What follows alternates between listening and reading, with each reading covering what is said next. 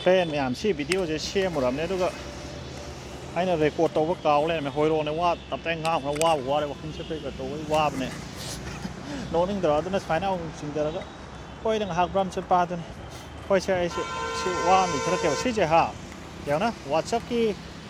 to steal your money นะก็วอทแอปตะกี้เนี่ยวอทแอปตะกี้ตัวเราก็เนี่ยตัวเราจะฮะพอจะอันนู้นว่าสแกนตัวเราก็ประชาพรานอยู่เบ้นะก็อันนั้นสิ่งเจ้าไปโน่นเช่ QR scan กี่เจ้าไปโน่นเนี่ยว่าฉันนะ have the example เลยนะให้เก็บว่าเชื่อมั่นตัวเราก็ที่ประเดี๋ยวต้องปาบีโร่ WhatsApp is being used ตัวเราไปโน่นเช่คอยนะมีมนะใครตาเร่บ่ไอ้เช่มาอยู่ออนไลน์ดับคันนี้สักแค่อยู่มาตัวปัจจุบันไอ้น่ะเช่ไอ้โอเล็กซ์ได้ปัจจุบันเลยก็โอเล็กซ์ได้โมบายเช่มันก็ได้ฟริชระอยู่เลยกันขลุ่มนะป้าตัวมันนะปัจจุบันเลยกันหาได้ก็มันคนเลยกันไอ้น่ะโอ้ก็ไม่ตรงนี้ก็ไอ้ปัจจุบันทาบิโร่มาก็ไอ้ปัจจุบันนั่งปัจจุบันทาบิโร่นั่งโมบายเช่โมบายที่หาใช่ไหมนั่งโมบายเลยทาบิโร่เช่เดรสได้นั่นแต่ละทีมหัวเอ็นหาได้ไม่ตรงนี้ไอ้ประชาเพย์เมนต์ตัวจะรักแกหาขลุ่มมันในแอคเคาท์นั้นมันจะบิโร่account number ตัวปีโร่กันนั่นตัวเราแกไอ้ประชาเราก็ทิ้งปีโร่ไอ้โจ้ก็ตัวเฮ้ยมาไอ้ account number ปีก็ทันเนี่ยบ่ account number ปีสิดามานะที่ QR กี่คนโน้ตเจสแกนก็ตัวปีโร่ก็มาให้ดูเจ QR สแกนตัวปีโร่สิเดนตัวอีดีตัวปีเนี่ยนะก็นั่งนะขับรถตัวนั้นจะมานั้นที่มันไอ้โจ้คันกันนั่นตัวนั้นไม่ได้มีโน้ตมีลิชินตราของตัวเลย company กันเลยนี่ไม่ตัวเวสต์กามดีครับ มันถ้าดูคนรู้เลยแบบมันนะอะไรเด้อไอ้ยูยังเอาวิดีโอเรคคอร์ดตัวอีกก็เอาอยู่อะไรข้างเดียวนั่งในสกิลตักอันนั้นสแกนตัวระบา number 2พอดีดูก็นั่นเป็นนำเชลระบานั่งประชาชนจักรเนี่ยแบบชินตาราหรือชินกุนวระบาจักรเนี่ยแบบเดียนปีหกเดือนพอจะนั่งขันจะหลอกเลยก็ดีกว่าตอนนั้นสมัยตัวจะพยายามมาไงแบบเป็นอะไรไม่ได้มีชินตาราATM ตัวก็ได้มีpercentage ตัวยาวนั่นเนี่ย 1% มั้งก็ successful เลยแล้วก็มีชินตาราATM ตัวก็ได้ตามได้มีลาม ATM ตัวก็ได้มีซ้ำขัดตั้งน้ำมวยอยู่ได้ response ตัววิโรมวยสกามตัวก็ได้ด้วยมวยประชาชนมาทำได้มีแต่ในฟรีดา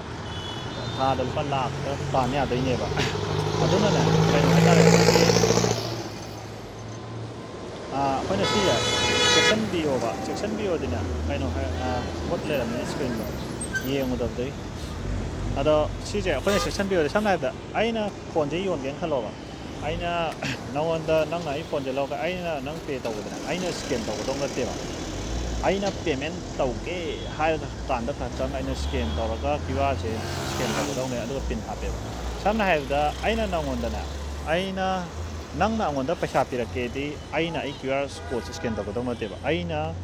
นั่งกี่เชสแกนตัวแล้วกันน่ะไอ้น่ะพินหาประกันน้องน่ะประชาชนเนี่ยว่าดูไอ้วันเดอร์หลังเก๋ดีไอ้กี่ QR code ตรงนี้สแกนตัวก็ต้องเนี่ยนั่งน่ะดูว่าตัวมันนั่ง QR code ตัวก็ต้องเนี่ยนั่งหาจริงก่อนนั่งนะ QR ตัวนั่งเนี่ยปิ่นนั่งก็ต้องเนี่ยดูว่าประชาชนนั่งก็ต้องเนี่ยแล้วมาชี้ที่ทอกตัวนั้นบุกนิวส์เลยยาวเลยนี่ตัวนั้นก็ตัวนั้นมาชี้ section view คอยกี่ WhatsApp ตัวนี้แต่ยังชี้คอยกี่ QR code จะยังก็หันหาเลยตัวนั้นก็ QR code ให้เช่ใครจะ quick response code สมัยตัวบุเช่ชี้ QR code ให้ตัวนั้นชี้กี่สแกนตัวให้เช่นั่งนะ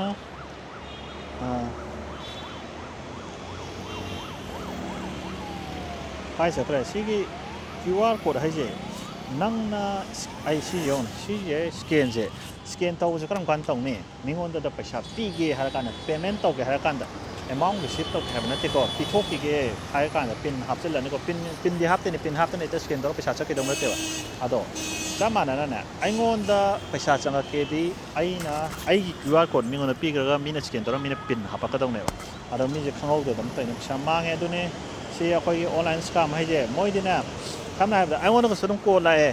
นุปีเด็กก็สุดลากไปไหนนุปีเด็กครับมวยเล็กข้างอย่างนี้ดีเทลไปเนี่ยชี้ดีเทลเช่ด้วยน้องข้างวันนี้ก็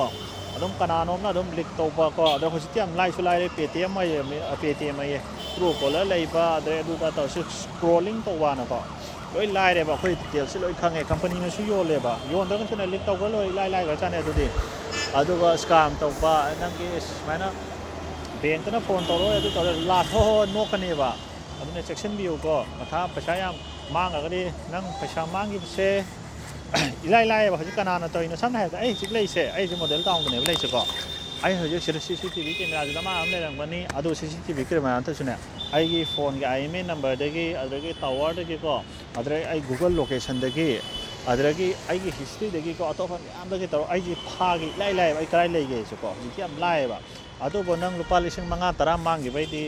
ꯅꯪ ꯑꯗꯨꯛ ꯌꯥꯝꯅꯁꯨ ꯇꯧꯔꯣꯏ ꯑꯗꯨꯛ ꯌꯥꯝꯅꯁꯨ ꯃꯤ ꯅꯪꯅ police ꯁꯥꯟꯅꯕ ꯅꯁꯥ ꯑꯃ ꯄꯨꯂꯤꯁ ꯑꯣꯏꯕ ꯅꯠꯇ꯭ꯔꯒ ꯅꯪ ꯈꯪꯅ ꯆꯥꯟꯅꯕ ꯂꯩꯇ꯭ꯔꯒꯗꯤꯀꯣ ꯀꯅꯥꯝꯇꯁꯨ ꯇꯧꯕꯤꯔꯣꯏ ꯁꯝꯅ ꯍꯥꯏꯔꯕꯗ ꯅꯪ ꯂꯨꯄꯥ 1,00,000 ꯃꯥꯡꯈ꯭ꯔꯒꯗꯤ ꯅꯪ ꯑꯩ ꯍꯧꯖꯤꯛ ꯒ꯭ꯌꯥꯟ ꯇꯥꯅ 2 ꯃꯥꯡꯈ꯭ꯔꯦ ꯈꯜꯂꯣ ꯑꯗꯨꯑꯣꯏꯗꯤ ꯅꯪ ꯀꯣꯏꯇꯥꯟ ꯇꯥꯟꯅꯗꯅ ꯅꯪ ꯄꯨꯂꯤꯁꯅꯁꯨ ꯁ꯭ꯋꯥꯏꯗ ꯍꯥꯏꯁꯤꯅꯦ ꯑꯥꯏꯐꯣꯟ ꯃꯥꯡꯈ꯭ꯔꯒꯗꯤ ꯄꯨꯂꯤꯁꯅ ꯍꯥꯏꯕꯗ ꯐꯣꯟꯁꯦ ꯐꯪꯉꯦ ꯑꯥꯏꯐꯣꯟ ꯅꯠꯇꯦ ꯐꯣꯟ ꯑꯇꯥꯡꯕꯩꯗꯤꯀꯣ ꯐꯣꯟ ꯂꯨꯄꯥ 5,000-10,000 ꯄꯤꯕꯗꯗꯤ ꯄꯨꯂꯤꯁꯅ ꯑꯣꯏꯅ ꯂꯧꯈꯤꯌꯦ ꯑꯗꯣ ꯑꯥꯏꯐꯣꯟ ꯃꯥꯡꯈꯤꯕꯗꯩꯗꯤꯅꯦ 50,000 ꯄꯤꯕ ꯑꯥꯏꯐꯣꯟꯒ ꯇꯣꯛꯈ꯭ꯔꯁꯦ ꯐꯣꯟꯁꯦ ꯂꯨꯄꯥ 50,000 ꯄꯤꯕ ꯐꯣꯟ ꯃꯥꯡꯈ꯭ꯔꯒꯗꯤꯅꯦ ꯐꯣꯟꯗꯣ ꯐꯪꯉꯦ ꯄꯨꯂꯤꯁꯇ ꯂꯨꯄా 10,000 ꯄꯤꯊꯣꯛꯄꯗꯅꯦ ꯄꯨꯂꯤꯁꯅ ꯄꯨꯔ ꯂꯥꯛꯑꯦ ꯑꯗꯣ ꯈꯪꯉꯦꯅ ꯄꯨꯂꯤꯁꯇ ꯍꯥꯏꯕ ꯅꯠꯇꯦ ꯄꯨꯂꯤꯁ ꯌꯥꯝ ꯑꯣꯅꯦꯁ ꯑꯣꯏꯕꯁꯨ ꯗꯃꯥ ꯑꯃ ꯂꯩꯀꯣ ꯁ꯭ꯋꯥꯏꯗ ꯐꯥꯈꯤꯕꯩꯁꯨ ꯂꯩ ꯑꯩꯅ ꯂꯩꯕ ꯖꯒꯥ ꯑꯃꯁꯤꯗꯩꯁꯨ ꯃꯤ ꯊꯥꯏꯅ ꯀꯩꯅꯣ ꯐꯥꯈꯤꯕꯁꯨ ꯂꯩꯌꯦꯕ ꯄꯨꯂꯤꯁꯅꯅꯦ ꯌꯥꯝꯁꯦ ꯑꯩ ꯑꯗꯨ ꯍꯥꯏꯕ ꯅꯠꯇꯦ ꯑꯩ ꯍꯥꯏꯁꯦ ꯂꯥꯟꯅ ꯎꯕꯩ ꯋꯥ ꯅꯠꯇꯦ ꯃꯤꯁꯤ ꯂꯩꯗꯅ ꯆꯞ ꯃꯥꯟꯅꯩ ꯀꯩꯅꯣ ꯅꯪ ꯂꯨꯄꯥ ꯃꯥꯡꯉꯦꯅ ꯀꯦꯟꯗꯜ ꯂꯨꯄꯥ 2 ꯄꯤꯕ ꯑꯃ ꯂꯩꯔꯒꯗꯤ ꯅꯪ ꯀꯤꯔꯣꯏꯗꯅꯀꯣ ꯑꯗꯨꯒꯤ ꯋꯥꯔꯤꯅꯤꯗ ꯑꯩ ꯍꯥꯏꯁꯦ ꯑꯗꯨꯅ